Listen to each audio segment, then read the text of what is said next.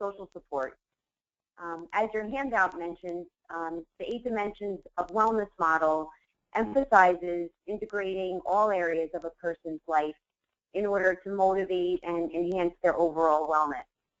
However, it's common for us to focus on problem areas when working with people that require our immediate attention, and to sometimes shortchange some of the dimensions that are less easy to address or are not as easily targeted in the routine mental health settings that we provide to people. Social support is a critical element to wellness in a lot of the 8 dimensions, and as we're going to talk more about today, they kind of trickle into all parts of the person's life and how they envision the goals that they set for themselves and the resources that they may need to achieve the goals they've set in other dimensions.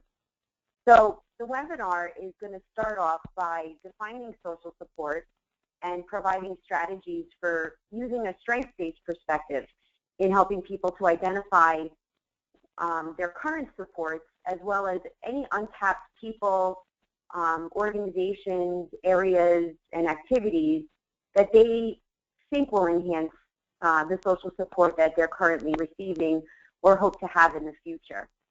I want to also mention that this presentation was adapted for one that was developed by Pat Nemec and myself called the Real Social Network, which was a presentation at the Collaborative Support Programs of New Jersey Wellness Conference this past March.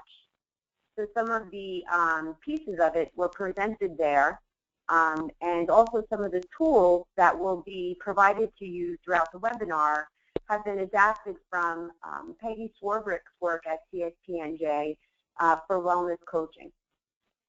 Katie, we can move on to the next slide. So the title of the presentation today is No Person is an Island, the Need to Explore Social Support. However, the title was adapted from a quote, a much longer quote, written by John Donne, who was an English poet and a cleric in the Church of England, basically just emphasizing the need to consider the person as part of a larger network of individuals that support both the person and the society at large. The social dimension of wellness involves developing a sense of connection, belonging, and a well-developed support system. And social wellness is affected by and then affects all other dimensions of wellness. Social inclusion has consistently been substantiated as a determinant of mental health and well-being. And working with a wellness coaching framework, we can start to utilize techniques that are effective in the person's social network to positively influence other dimensions and help develop and maintain social support of the person's choosing and preference. I think many times when working with individuals, we recognize that some of their common or some of the common social supports that we as individuals may take for granted or perhaps not consider are relationships that have been strained or potentially disconnected to the people we serve. And so sometimes it's easier to not address the fact that the person may not have many natural supports in their life versus really starting a dialogue and an exploration with them about how to fix those relationships or to establish new and healthy ones that can serve the person in the social support that they need. So when thinking about social support, it may be helpful to start utilizing tools and techniques and strategies within the wellness coaching framework to get the dialogue going and to enhance the discussion with people who are really seeking social support from multiple places and types of people. We can move on to the next slide, Katie. So the learning objectives are listed on this slide, and the webinar is going to emphasize wellness coaching as the specific service or model that can impact social support, wellness coaching techniques and motivational enhancement strategies that positively impact social wellness, as well as the participants' overall health and wellness status are going to be discussed. And in the webinar, you'll see that there's a specific focus on strengths-based assessments, as well as the wellness planning tool that many of you are already familiar with, to begin practicing skills and utilizing resources that you can immediately try in your work with other people and in your own lives. So when Pat and I designed this presentation, it was our hope that participants could leave the session or the webinar with practical tools to begin using with the people that you serve, either in the coaching process or as an additional set of resources. So we're going to spend some time looking at some of those more structured assessments, but also we're going to emphasize the need to just use some of the basic communication techniques that are really the underlying set of competencies for wellness coaching. Okay, Katie, you can move on. Thank you. So in order to begin exploring social support from a strengths perspective, it's important to stop and operationally define the types of social support that we're talking about. So we will be reviewing each of these during today's webinar. Natural support, social network, social inclusion, social capital, and the social quality of life. And these are all defined more thoroughly in your handout, but I wanted to move on to the next slide and look at 3 specific ones that I think are most relevant to some of the activities and places where you can start discussion with people around their perceptions of social support. So the first one that's listed here is instrumental support. And that's really defined as the type of support you get by way of practical help. And it can be further defined as the things that you receive from others or direct assistance that you may receive from others. So the 2 that are listed here are if somebody perhaps loans you something, provides you with something, or does something for you that directly impacts your ability to complete some task that's important to you, and that would be considered instrumental.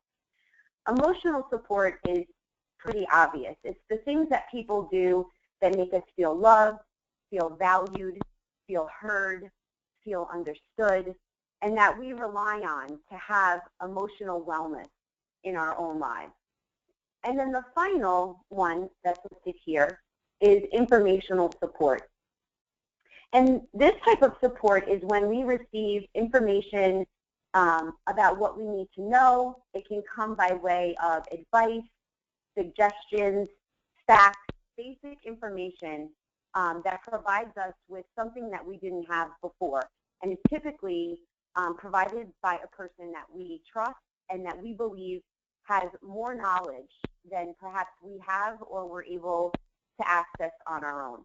The reason why I think it's important to stop and to operationally define these types of support is because when we're working with individuals, whether it be in a wellness coaching process or just in a very introductory or first type of conversation, when we say to somebody, tell me about your social support, people have very different and broad ways of defining how they are supported in the social context. So I think just as we emphasize how important it is to orient people to whatever activity we're about to do with them, it's important to also define what it is we're actually talking about as part of that orientation. So when working with an individual to start the discussion about social support, you may want to ask the person, what do they think of when we say social support?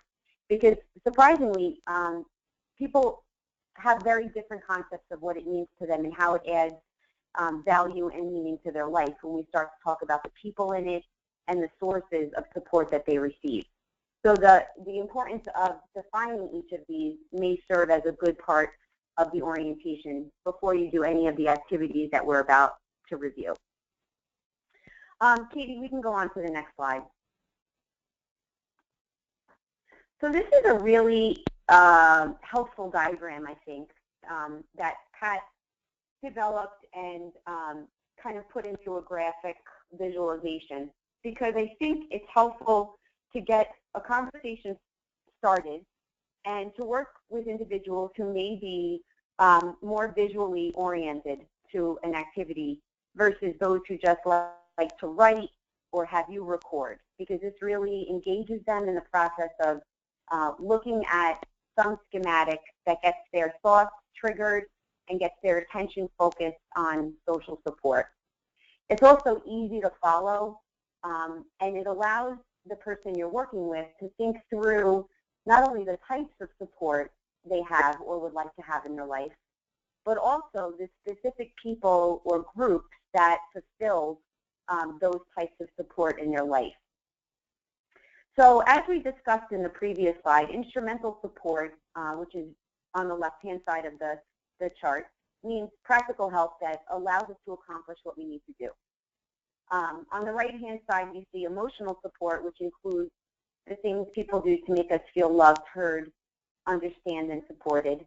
And then the informational support at the bottom occurs when someone tells us what we need to know to manage our lives or accomplish our goals successfully. So the chart that I have up here is actually an example of my own social support diagram, just to illustrate some of the people and the placement of them on this diagram. So as you can see, the diagram requires that you determine not only the place or the type of support, but it also asks you to indicate how closely or how meaningful that person or group is in the area that you've chosen.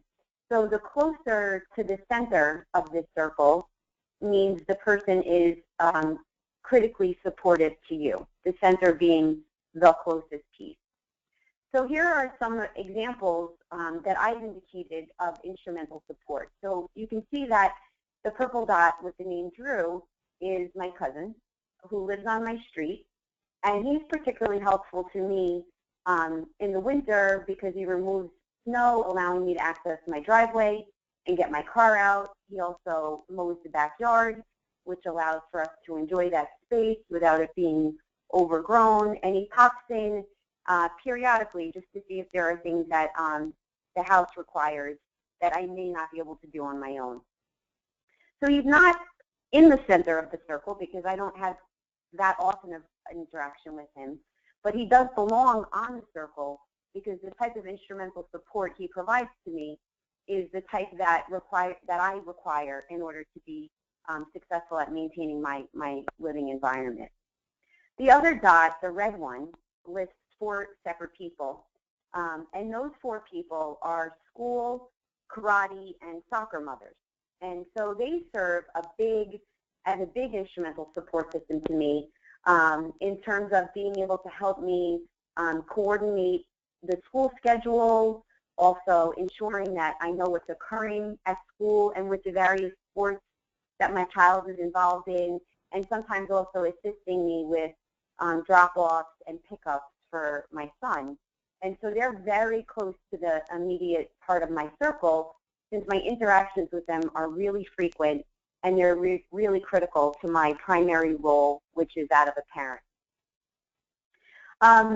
In terms of the informational support that I have listed at the bottom, I put my work colleagues and my healthcare providers. And you'll notice that my work colleagues are closer to the center of my circle because I rely on them more for informational support in order to accomplish my job, and also because I have more meaningful relationships with them than I do my healthcare providers, which are still part of the diagram but are a little bit further away from the center. And then finally, I have listed here emotional support. And so my 2 closest friends are listed within the dead center of my circle. And those are 2 individuals who I receive the greatest emotional support from and rely on for my emotional wellness most significantly. I also have my mom listed just outside of my inner circle, but she could easily fit on the other side of the diagram, which is instrumental support. And that's not a bad thing. One person can actually serve in multiple areas of support on the person's diagram, and that would be fine because I think it's very akin to discussions you may have with folks about the dimensions of wellness, for example, where you see that the dimensions are oftentimes very interrelated and connected to one another.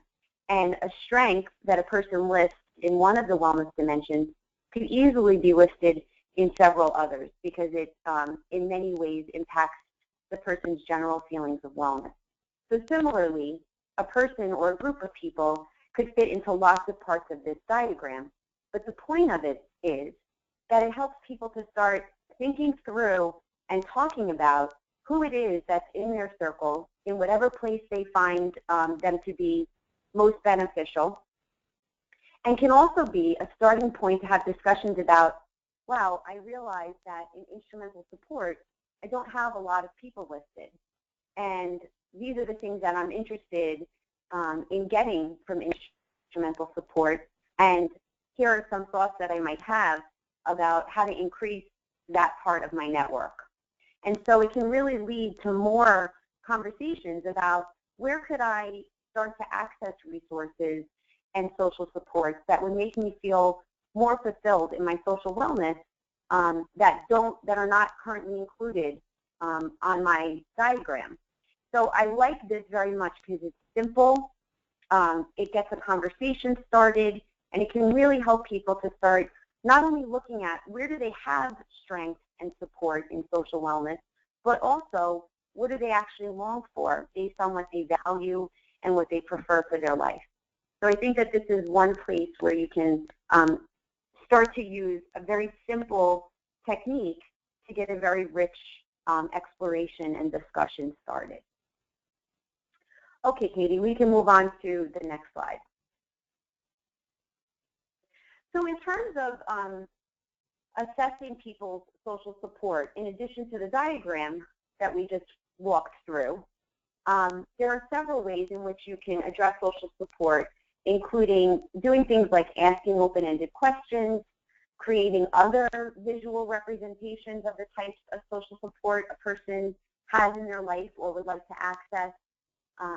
But I think the biggest point is that the greatest tool you can use to help people assess their social support is the technique of listening. Because listening is the base of all of these bulleted types of ways in which you can assess social support. In the handout that Katie had sent right prior to the webinar, you'll notice that there are a few other ideas about how you can begin to assess and measure people's social support and start to indicate the strengths that they may already have. So we'd want to start to look at their current support, but also to ask open-ended questions and listen to what people's perceptions are of their satisfaction with their current support. So in terms of the people that are listed, do they think that they're the right people? And do they think that they have enough quality relationships in the social component of their lives? Also, start listening for the types of activities that people are engaged in every day. And if it sounds like they're doing most things, most of the days by themselves, that might be a question that you consider asking. Are you satisfied with the people in your life as it pertains to the things that you do on a daily basis? Would you like more people around you day to day? Are there certain activities that you're currently doing alone that you would like to have a companion to do with? And so asking questions and listening to the answers is going to be critical to helping people brainstorm the ways in which they may want to enhance their social circle. Also, asking questions and listening about the frequency and duration of the types of supports that they have in their life. Are some of their supporters short-term and kind of pop in and out of their lives? Do they see their social supporters often enough and for long enough periods of time? In addition to finding out about this, the people, the activities, the frequency, and the duration, we also want to learn more about how natural are their supporters. And what we mean by that is, are they primarily paid people or people that they enlist because they're healthcare providers? Are they people from distinct and varied places, meaning are they mostly based in community mental health service provision? And if that's the case, is the individual satisfied with that? So it's really not bringing your biases to the conversation, but it's exploring and listening for where the person feels satisfied or dissatisfied, and then helping them to brainstorm possible ways in which they can change their social support network to better reflect what they want for themselves. In addition, just like in wellness coaching, listening for areas of need, desired changes, and priorities is going to be critical. Because if a person starts to talk about dissatisfaction, need for change, belief that having more supporters will be a positive addition to their life, they may all be signs that the person is engaging in change talk and is really ready to work on some of the strategies in order to enhance their social support network and overall wellness. So those are some of the things that we suggest that you be mindful of and listening to or listening for. Katie, you can change the slide now. So what you see on this slide is the interpersonal support evaluation list 12, which is a broadly used short form measure of the traditional ISEL, which was originally 40 items. So this type of scale measures functional or perceived social support. And basically, it can get scored by summing the items to create an overall social support scale score. However, it is not necessary to score this in any structured way, but it's more provided to you as an example of some of the questions that you can begin asking people to get a better assessment of their perceived satisfaction with their social support network. And the 12-item scale is provided for you in the handout packet as well. So I just wanted to spend a couple of moments going through some of these items and then pausing for a moment and seeing if there are any questions or immediate kind of reactions to using something like this in order to get the dialogue going. So this is the measure of social support, and it is made up of, as the instructions say, a list of statements that may or may not be true for the person.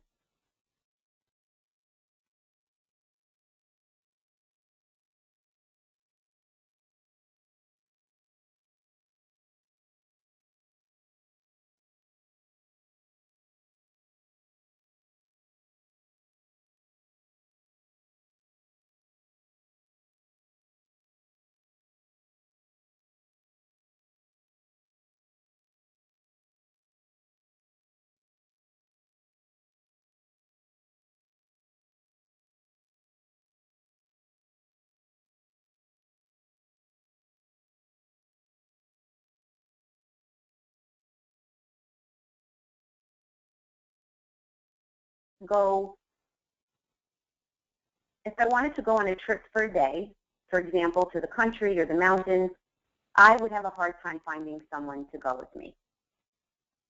So this question asks people to really consider something that they would do for enjoyment and leisure, and whether or not they feel like they have at least one person in their life that could accompany them if they were to ask them.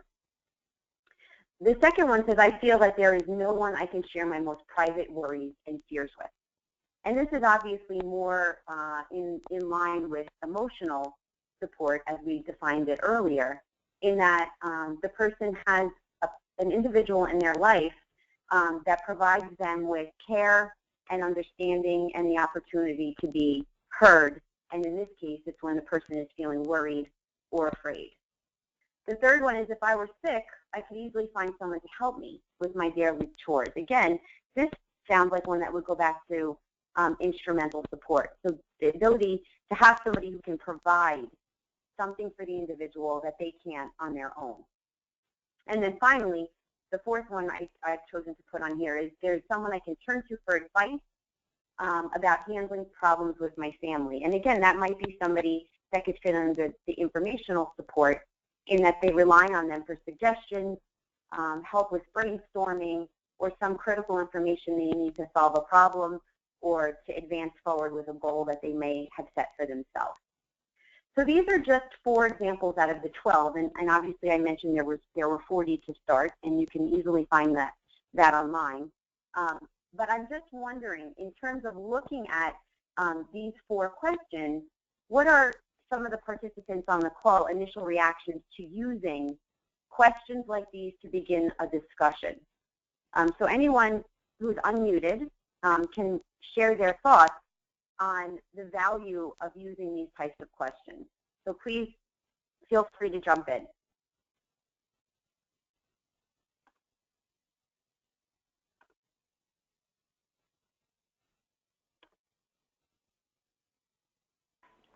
I'm looking for raised hands or questions in the question box. If anybody... Okay, thanks for clarifying, Katie.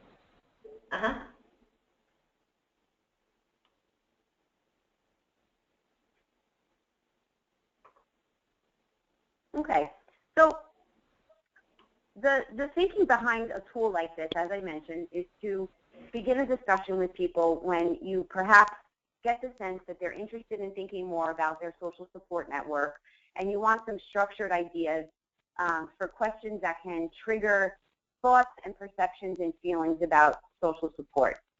So having no questions typed into the chat box or hands raised, I'm going to move forward with a couple more strategies, and then we'll plan to open it up again and allow for comments on the tools or questions that people might have about approaching social support with the people they serve. All right, Katie, we can move on to the next slide. So looking at this slide, it should be familiar to many of you who have been exposed to the wellness planning tool that was part of the larger wellness coaching process. When we're looking at social wellness, it's always a good idea to have in the back of your mind that the basis for establishing any goal is starting off with a really thorough exploration and set of assessments that allow you and the person to better indicate their strengths and their areas of need, as well as their priorities and how they would like to try and accomplish the goal. In thinking about a social wellness goal, it's no different than any other. And if you remember back to setting a physical wellness goal, you'll recall that it's helpful to think small and doable, meaning whatever you're working on can be accomplished in about a month's time. And that is be very specific so that it can be measured over time and that progress can be celebrated and acknowledged, or potentially steps be altered in order to better accomplish what the person has set out to do. Also really important when setting a goal, whether it be in the social wellness area or another, is to remember the reason or the motivation that the person has indicated for why they want to achieve the goal. So in the discussions that you have with folks about their social support and the strengths that they have in those areas, or the people that they would like to start to include more, it's always helpful to start thinking about the why. So why would it enhance or increase your wellness to have this person involved? Or why does it feel important to you to have more instrumental support in your life? And dependent on those questions, you're going to want to be able to rely on how the person responded when you're having future discussions to kind of re-emphasize the benefit and the purpose of working on the steps towards achieving the social wellness goal. Similarly, when it comes to the plan, listing really concrete actions that the person can engage in over 7, 14, 21, and 28 days that includes the steps and resources is going to be really vital to the person's ability to achieve the goal that they've set out. In addition, looking at what could potentially serve as a barrier is a big piece of the plan, because helping the person to think through, if I hit this barrier or stumbling block, what am I going to do to address it, can definitely serve as the difference between success and failure for people, in that they feel prepared and they have a list of potential ideas to solve problems as they arise. And it can't be, completely thought out, all of the possible things that might come up. At the very least, what you're helping the person to do is to prepare them with a set of problem-solving techniques or additional supporters that they can rely on in order to overcome the barrier. And then finally, in terms of the goal setting, it's also helpful to identify timelines for each of the actions. And in the wellness planning tool, it asks you to specifically list out in 1 week intervals what can be accomplished. And that's helpful because when you meet with folks, you could then say, how did this past week go? What were the steps that you had intended to accomplish, and how did you do? And if the person reports, obviously, that they were not able to accomplish everything they had set out, it's a great place to then start the discussion, well, what got in the way? So again, focusing on where the person is capable and strong and how they can adapt their plan versus saying, what weren't you able to do? So really focusing in on the strengths aspect is going to be more motivating for people than trying to focus in on what has not been occurring that they were hoping to. So at this point, I would like for you guys to please, again, return your attention to the handout that was provided and spend a couple of seconds just reviewing page 4, which is the social strengths assessment that's been included with the packet. And this social strengths assessment is going to be very familiar to many of you who are using the wellness planning tool because it's directly adapted from the strengths assessment that we use to evaluate people's overall strengths in the dimensions of wellness. However, as you can see on this assessment, Pat and I have directed our focus more on the support angle of looking at wellness. And the question or questions that are asked of the person completing this are who supports you in this particular dimension of wellness? What do they actually do? And what do you do together? In addition, the last column asks people to indicate their level of satisfaction with those social supports in that dimension. So are you high, medium, or low in satisfaction when it comes to the support you receive in the financial dimension or the occupational or any of the 6 others? And this is a way for the person to really critically evaluate what's going on in each of the dimensions of their life as it pertains to the social supporters who they may have currently. And like many of you have asked before in the past or have done on your own, a strategy for kind of approaching this type of assessment is to ask the person where they would like to start.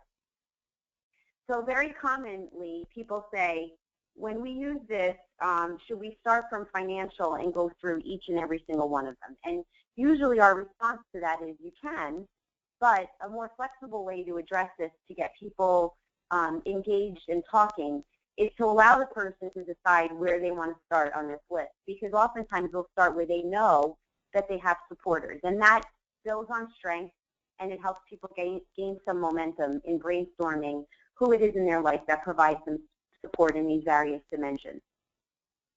So coming up with a good open-ended question to start this discussion using the tool is a good idea. So maybe asking the person, what do you think about when I ask you who supports you in this dimension? And then allow them to kind of talk through even what that dimension means to them. So if this is the first time people are actually seeing 8 dimensions, you may need to go back and define them with the person and give them some examples of the wellness dimensions for them to consider. However, if the person is pretty well versed in the dimensions of wellness and you're using this as perhaps an add-on to the wellness coaching process, you may not need as much time prepping, but you can really get directly into the assessment and start talking about strengths in the social support realm pretty quickly. So I would like for you guys to take a minute or two and just choose any one of the wellness dimensions that are listed on this assessment and try to think about the 3 questions. Who supports you? What do they actually do? And what do you do together? So just take a moment and reflect on that.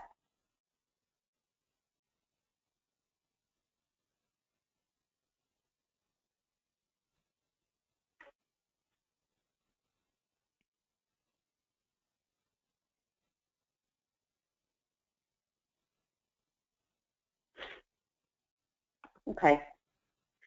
So I'm just going to pose another question to the group, and please, anyone can feel free to answer or to type in an answer or unmute themselves. But in looking at this for your own social support, what was the experience like in trying to target those 3 areas of who supports you, what do they do, and what do you do together? So thinking about the answer that you would provide, what are your initial reactions to this type of discussion or this type of assessment?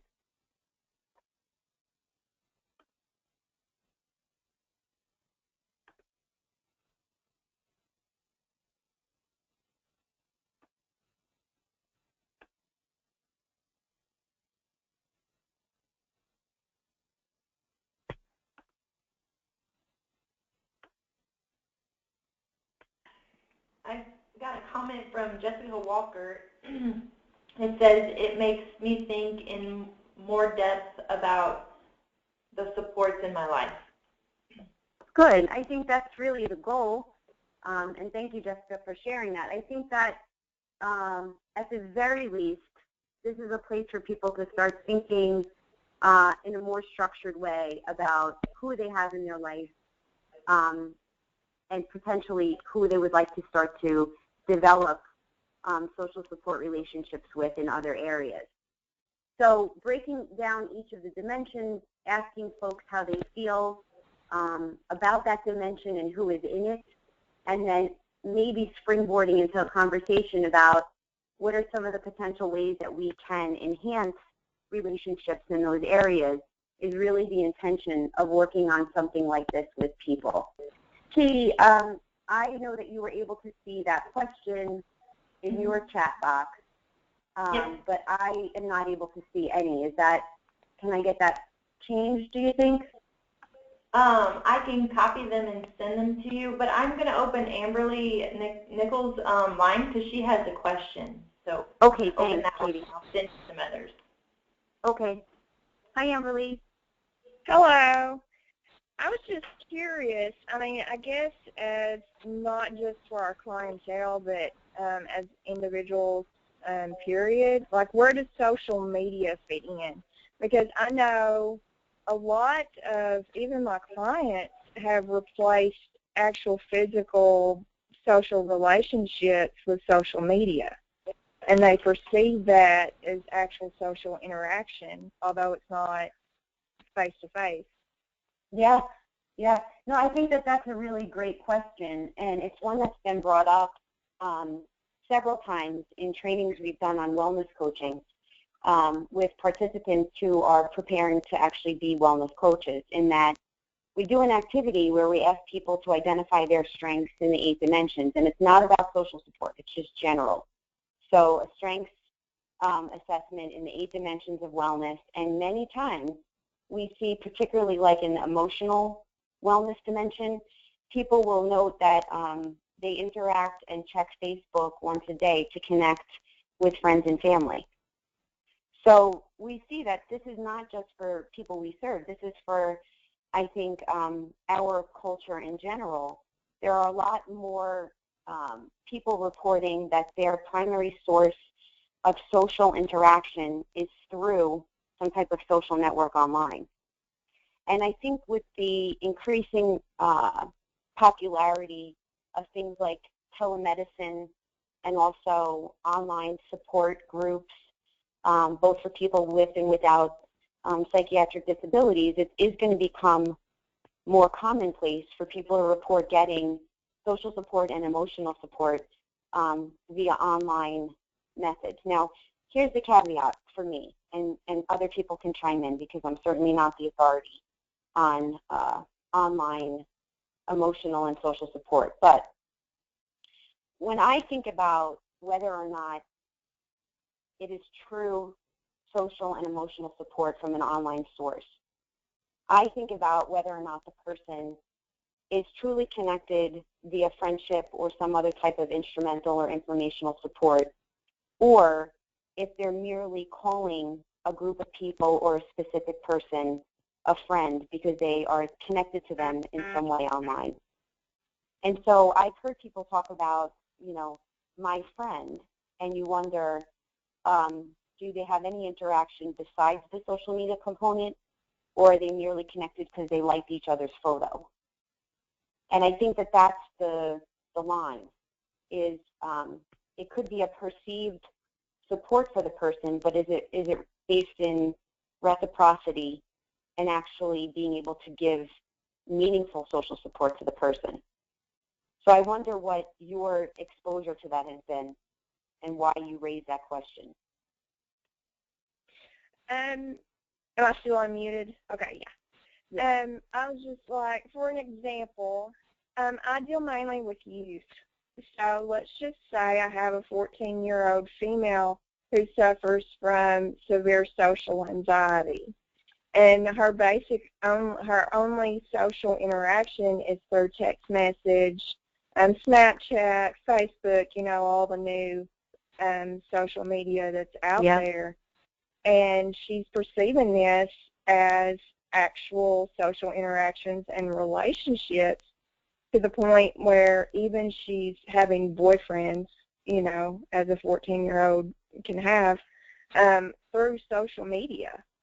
So I'm very curious to how we can, I guess, kind of bring self-awareness to the fact that, yes, although social media can benefit us in ways, that's not necessarily a healthy social interaction or social relationship or involvement. Absolutely. Absolutely. So I'm wondering, based on your example and the reality that you're describing, I think we've all been exposed to, do parts of these tools make you think it would help the person explore that in some way?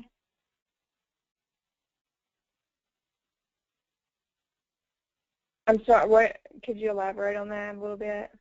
Sure. I'm thinking, like, if you were to actually have a conversation with a person like you've described, this young woman, do you think some of these questions or assessments would be helpful in having that individual explore? I do. That actually may bring the self-awareness or whatever to light, even for a 14-year-old. Hopefully that they would be able to comprehend, as long as they're on that level of a 14-year-old. That in itself may bring some self-awareness. You know, Amberly, it makes me think of the diagram example that I went through, describing my social support and the types. And I wonder if you asked a person, like you describe, what types of instrumental support they receive, if they would be able to indicate anyone in that circle. Because if you're only friends with somebody online and your only real communication with them is via text or chat or what have you, are you able to receive instrumental support, like the actual things you need in order to be successful in your life in other dimensions? I wonder what that response would be like. I would be curious as well, because I'm predicting it would be pretty lacking, you know, especially if, in this instance, let's say this 14-year-old girl doesn't really have any family support, or she doesn't have any perceived family support. Right. So I would definitely predict that it would be lacking. Right, and that might be a good place for conversation. Like, you know, it sounds like you have lots of people that you indicate as being emotionally supportive. You chat with them, you get text messages from them, you check in with them daily. And that all sounds like emotional support. I'm wondering who you would indicate as giving you instrumental support or informational support, and then having a dialogue about what those two types of support mean. And I think that that probably goes back to the earliest part of our conversation today, which was operationally defining types of support can be the very first step in talking about support more globally with a person. Because once they understand that there's different kinds of support in the social area of their life, they might start to feel dissatisfaction with where they're lacking. And we know that dissatisfaction oftentimes motivates people to make changes.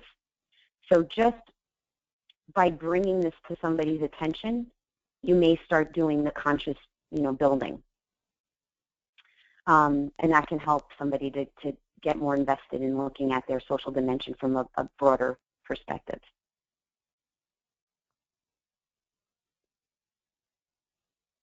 Okay, thanks very much for sharing that. I think that was helpful, and I think it's a popular topic.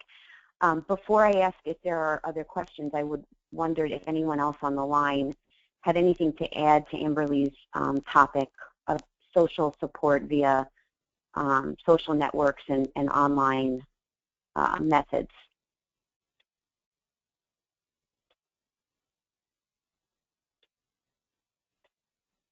Okay. So I'm going to ask the same question that I asked a minute ago before we started to talk to Amberly, which is, what are people's reactions or questions about using some of these more structured assessments to have the discussions about social support? So initial reactions about the tools. And Amy, this is Katie. I sent you some of the stuff that came through to me.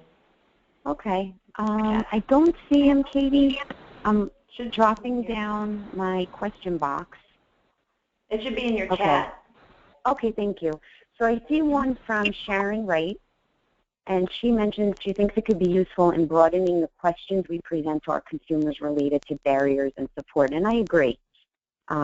Sharon, I'm going to ask that you unmute yourself for a moment and just explain for me why you think that these are useful, especially in the areas of barriers.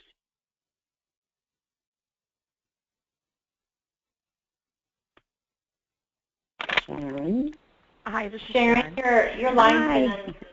Hi. Hi, Sharon. Thanks for the question. Just that it's kind of brief in our health screen itself. I mean, it's like, what are their barriers? Who are their resources and such? And I just think that could add an added dimension to how we present the questions to them. I think you're right. So are you saying that in the initial screening that people participate in, they're actually asked to indicate their social supporters?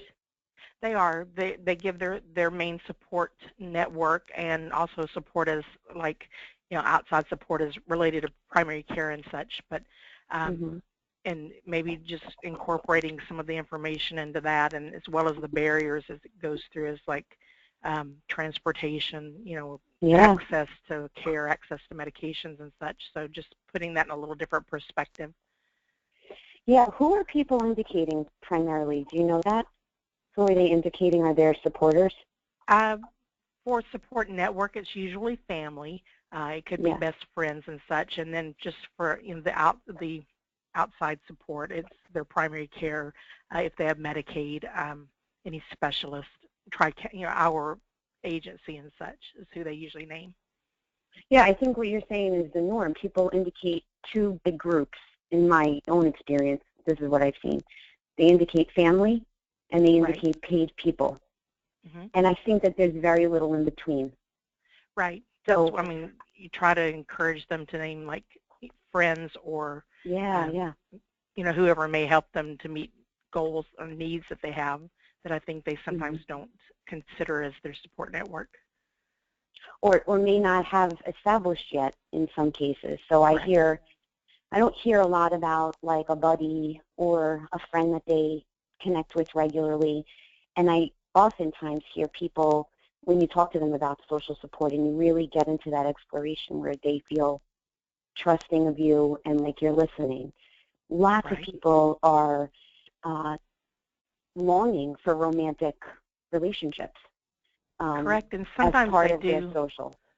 They do indicate it on the needs section of ours. That has come up occasionally, you know, wishing for romantic or deeper friendships and such.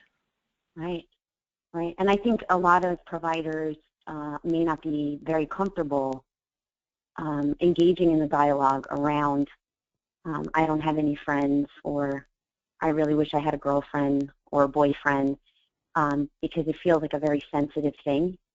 Right. And sometimes having these assessments is a really straightforward and honest way to enter into a dialogue with a person that acknowledges that is such a very normal want for a grown-up.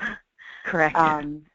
And where are your needs in that area, and how can we work towards social wellness that teaches you skills and confidence and empowerment to start to bring that into your life.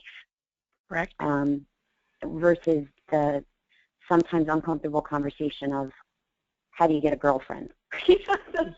So having these, I think, is helpful in that way too. And I also think it's great that your agency, right at the beginning, is asking people about who is in their life and what barriers they have to accessing those people, because it normalizes the experience for a lot of folks who may feel, you know, estranged from those relationships. So that's great. Thank you. Thank you so much. Okay, let's see.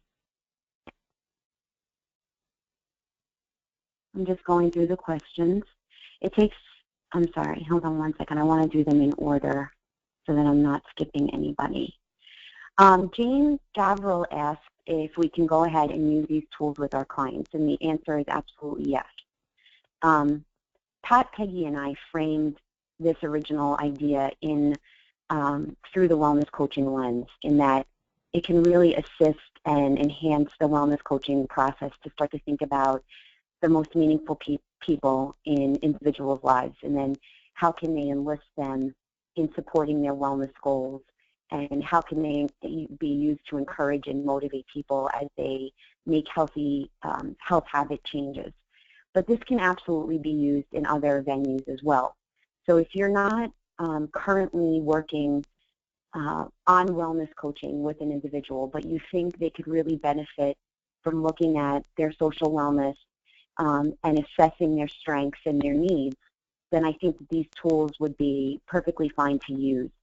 My only, well, I have some recommendations, but my primary recommendation is that if you do intend to use these tools with people, that you spend the time orienting them to what you hope to accomplish with the tools and what the benefit of using them will be, so that the person feels confident in what they're doing and why they're doing it, versus just here's some cool new forms that you may want to check out. So spending that initial prep time preparing an orientation for the person and helping them to get engaged with that process, I think, would be most beneficial. Jane, if you have any additional questions or thoughts, can you please unmute yourself and let me know that so I can address them?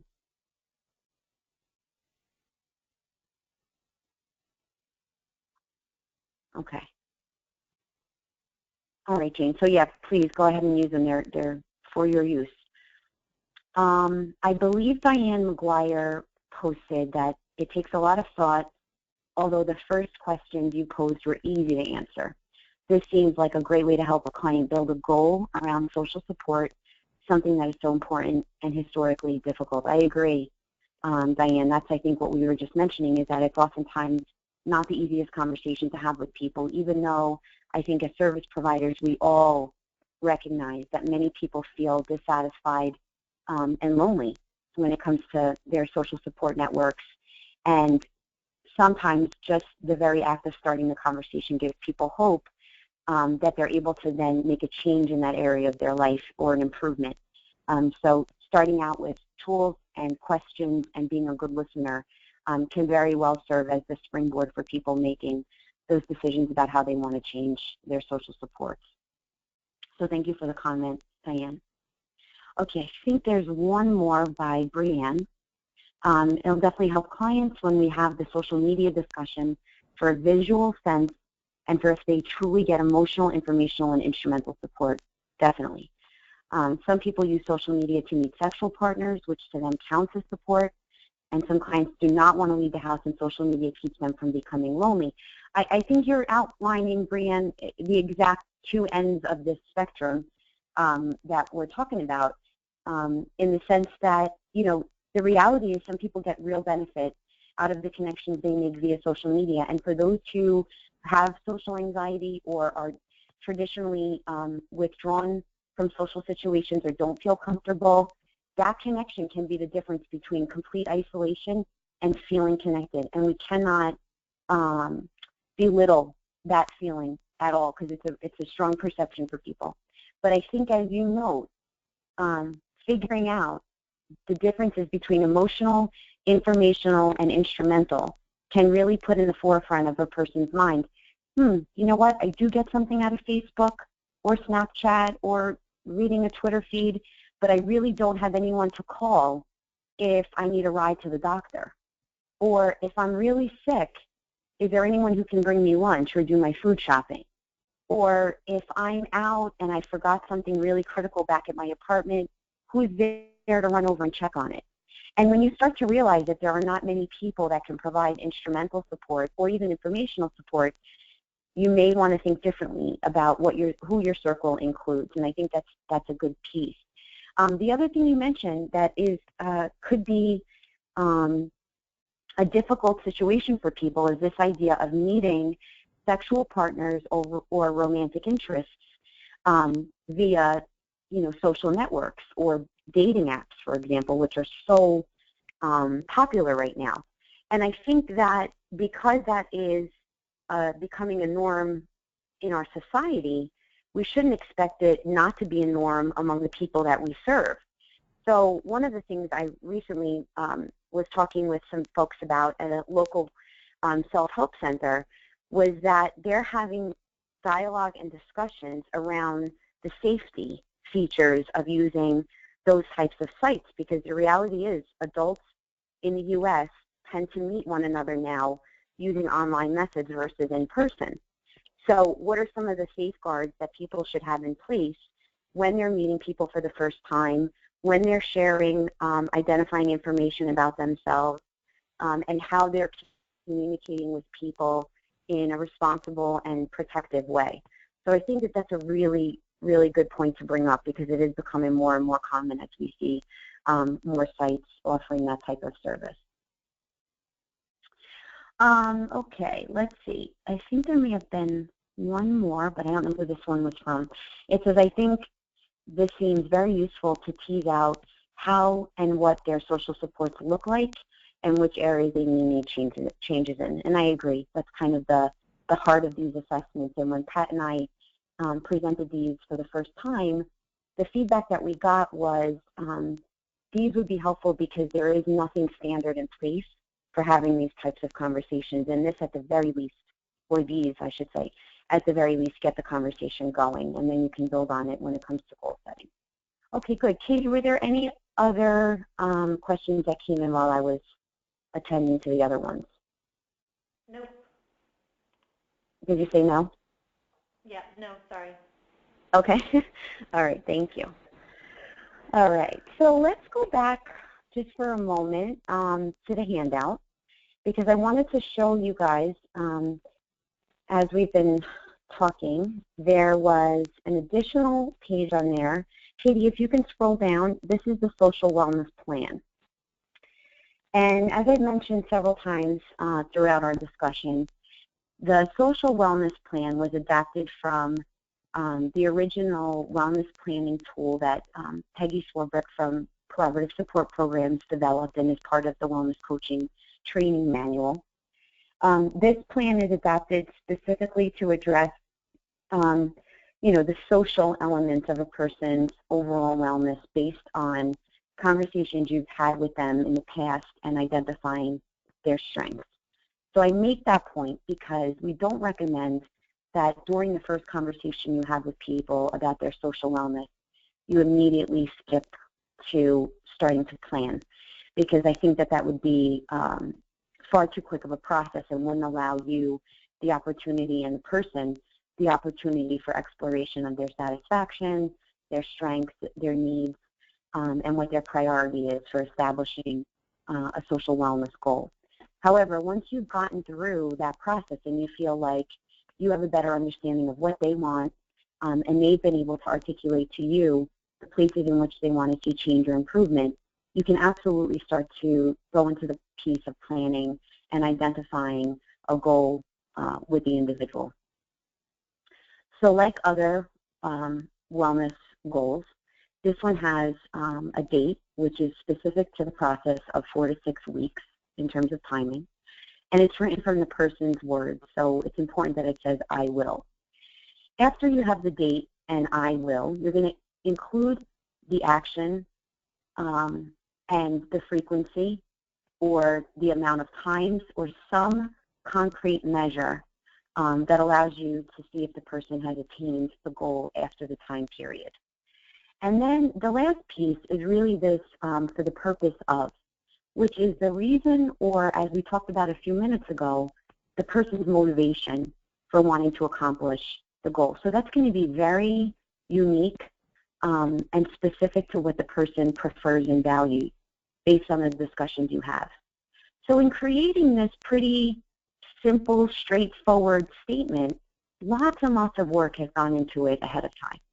Because throughout the entire process of exploring with the person their social support as it stands now and how they would like it to be, you're helping them to reflect back on what they've told you about their life, about the activities that they engage in, and about the people who are a part of those activities or not. And you've already defined with them the types of support, so it gives a clue or sometimes outright information on what they would like to be doing differently in terms of who they interact with and how those people sustain and support their lives. So that really leads to this idea of you can get a very clear sense of what the person's motivation is to pursue this social wellness goal. And you reflect it back and you ask questions. So the first few times, the statement itself may not be perfect. It may not be exactly as the person wants it to be written, or how you've heard it, or how they understand it. So please don't think that immediately upon finishing a strengths assessment and helping the person to explore, their goal statement is going to be 100% perfect. It's going to take adapting and changing and editing until the person feels comfortable and it's clear to you both. Once that statement, however, is written out and the person agrees and it feels like it's relevant and meaningful to them, there are some other things that you can start discussing and exploring with them that lead to planning.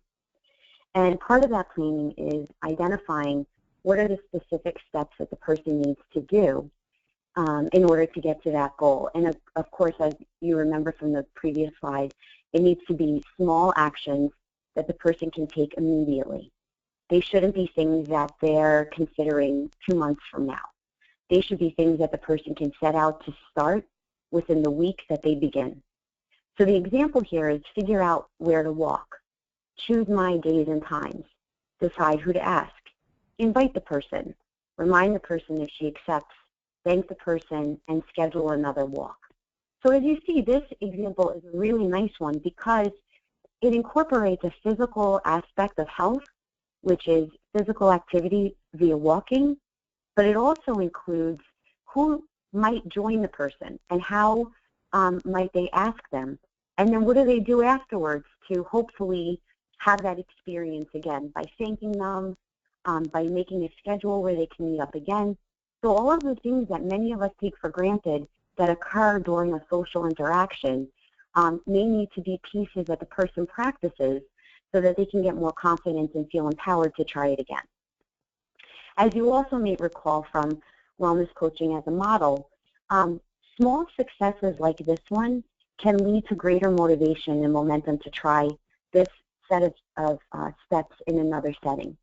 So if it works out with somebody during a walking exercise or during, I don't know the right word, a meeting or an outing with somebody to take a walk, perhaps they can adapt and translate that skill into asking somebody if they'd like to see a movie, or if they wanted to take a trip to the mall to go shopping, or if they wanted to, attend a community event. So we're hoping to build not only the skill in that one place, but a skill that they can translate into other areas of their social wellness. The second piece of this planning tool that I think is vital is what are the resources or information that they need to get to the goal.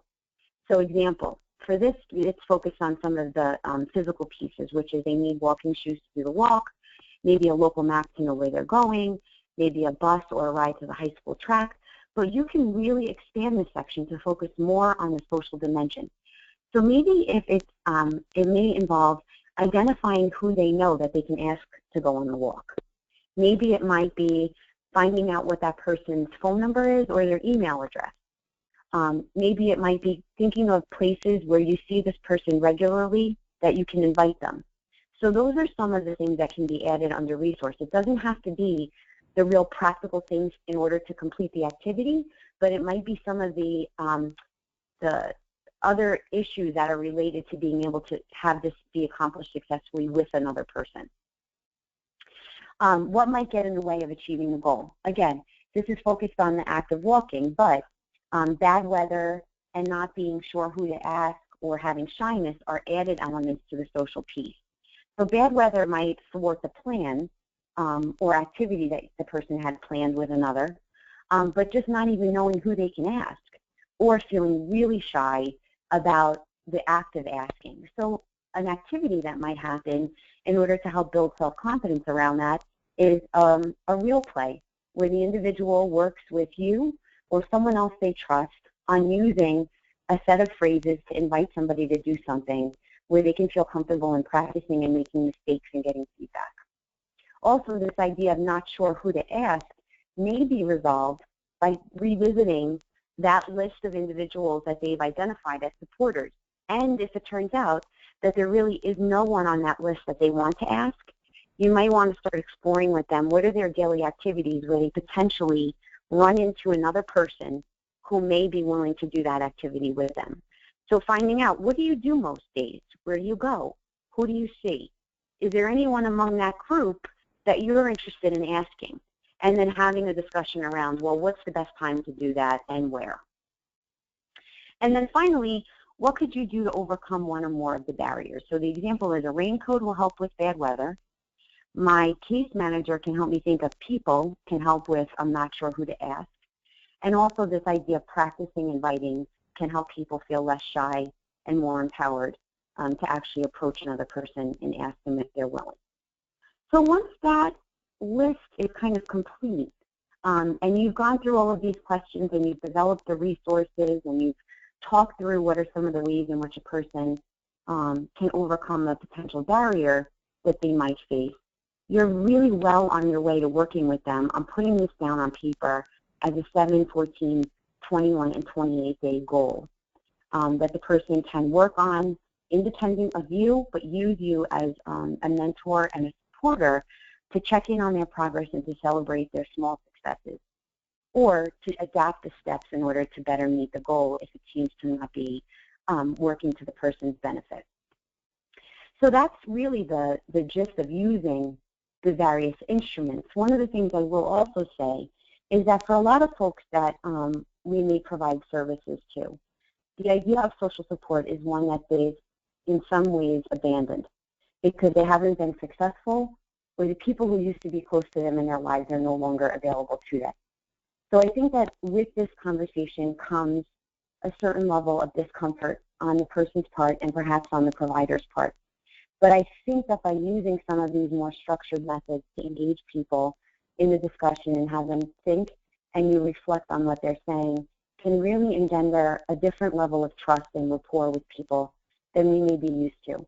So this is beyond the scope of the traditional things that occur in case management or support, in that it really gets to the root of what is the person thinking and perceiving in regards to their social network and what fulfills them as a social person. And for many people, this may in fact be one of the very few times a provider has asked or cared enough to know about that part of their life.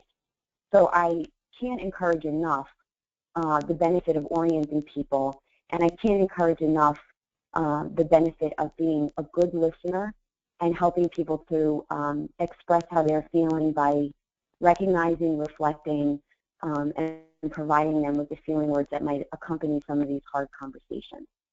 So while the tools are straightforward and as clear as we could have developed them, the conversations may require lots of care and thought on your part as the provider, as the person explores what might be a dimension that they feel very dissatisfied with.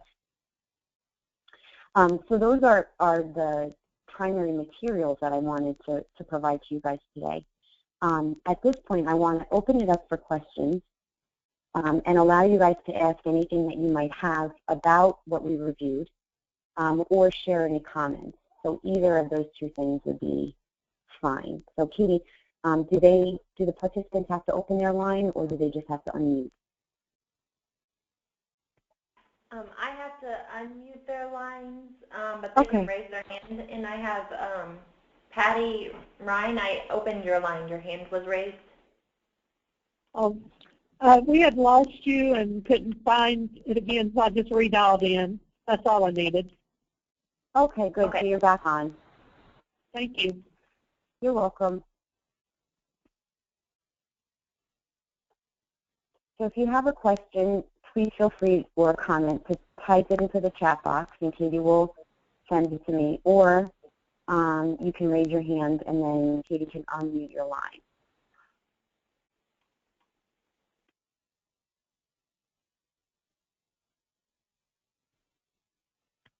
Okay. So if you guys are still thinking, that's fine. But what I'd like to do is ask Katie to move us to the summary slide so that I could just review some of the main points. And this way we can start to wrap up and see if there's any additional comments. So in summary, when looking at social wellness, it's helpful for people to know who it is that's in their network, but also very clearly be able to define the types of support that comprise social wellness and social support. Also, from a wellness coaching lens, we always try to begin our discussions and start and design our assessments in a way that enhances the conversation about strength. So we're focusing on what's strong and versus what's wrong. And we're looking at what do you have right now in your life, because we want people to begin the process feeling motivated, not defeated. That's not to say, however, that we don't focus on needs, because we absolutely want to transition from the discussion of where the strengths are to what do you actually want. So if the person can identify the things that they currently are not satisfied with or that they feel are missing, we can start to establish ways in which they could potentially access those people in their lives that would make them feel more satisfied and more fulfilled. In addition to having those conversations about strengths and needs, we also want to look at barriers, because the goal is to be able to close the gap between what the person wants and then what they need. The planning stage is going to focus very, very strongly on how they're going to get what they want. And it's going to be based on this idea of small, doable steps that allow the person to feel success and build momentum to continue on accomplishing the steps in their plan. So part of wellness coaching is using affirmations, providing mentorship and support, and helping the person to become more accountable for their actions so that they can feel rewarded and successful and more interested and invested in continuing to make the changes that they see as meaningful and positive. So the role of the coach in this process is to be there as somebody who helps to brainstorm potential solutions, to help people organize their efforts so that they can be more successful at what they're trying to accomplish, and to also reward those successes as they make powerful advancements in their own wellness plan, and in this case around their social wellness. So our hope is that in using some of these assessments, not only do you start to build with the person a better understanding of them as an individual, and what's meaningful to them in their social wellness, but also that you can help them get to a place where they're ready to make a plan that begins very soon to start to enhance who they can rely on for instrumental, informational, and emotional support. So now that the summary slide has been posted and we've kind of gone through what those critical or key points are, I would like to open it once again, Katie, for people to type any questions they might have into the chat box or to provide any comments that they might have.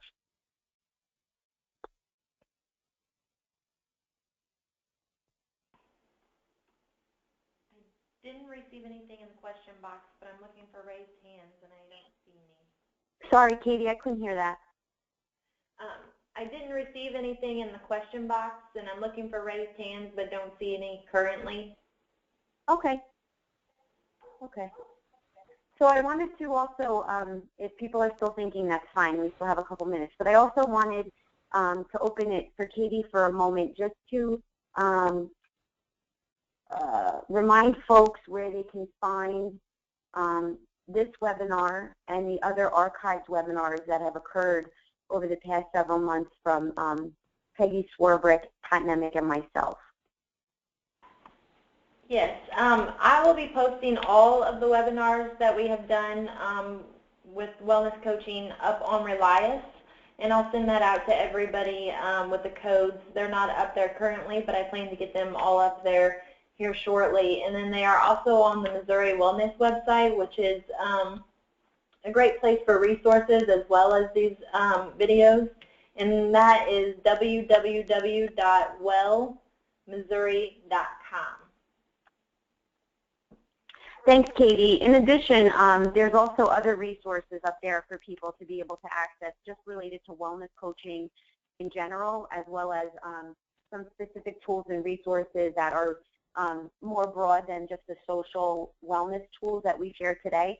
So all of those are available as well. The other thing that I just wanted to mention in regards to tools is I know that I provided you guys an excerpt from the ISEL 12, which was the measure of social support that I adapted for the slide and is in your handout. You can very easily also get that measure in its entirety online, and you can also search the title ISEL-12, and they'll talk to you more about scoring, which I said was not, essential for the activity of having a discussion around these things. But if, some people want to see it in its entirety and understand how the scoring is arrived at, you can also access that online.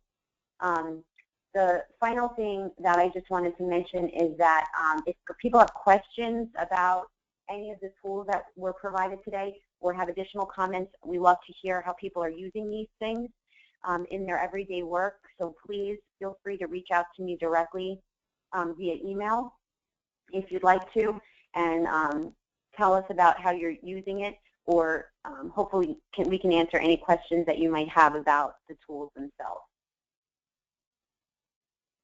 Okay, I'm going to do one last check-in and just see, Katie, if anyone has raised a hand or asked a question before we conclude the webinar. I don't see any.